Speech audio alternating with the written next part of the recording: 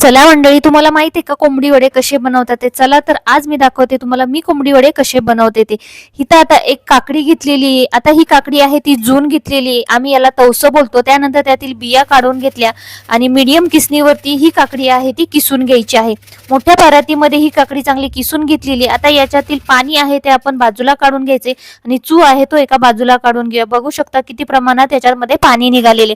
आता हे बाजूला ठेवूया आणि एका टोपामध्ये अर्धी वाटी तांदूळ आणि त्यामध्ये 3 चमचे ते मेथी दाणे शिजवून घेतलेले आहेत.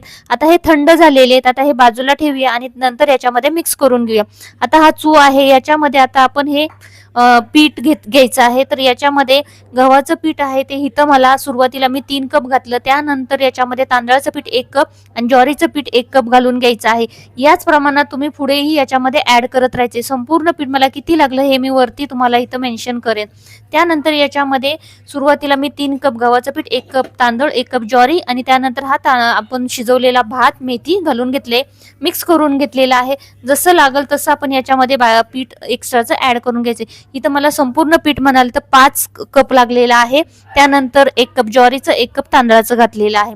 आता आपण हे पीठ आहे ते मिक्स करून झालेले, चांगलं भिजवून झालेलं. आता एका टोपात काढून घेऊया आणि त्याला स्मोक देऊया.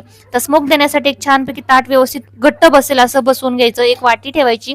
त्यानंतर कोळसा आहे तो गॅसवरती एकदम रखरखीत गरम करून घ्यायचा, लाल भडक होईल असा. त्यानंतर हा कोळसा आहे ना त्याला फूक मारायची आणि ह्याच्यावरती ठेवून द्यायचा, कारण गॅसवरचा कोळसा आहे तो लवकर विजला जातो. आणि नंतर त्यावरती तुपाची धार सोडायची आहे.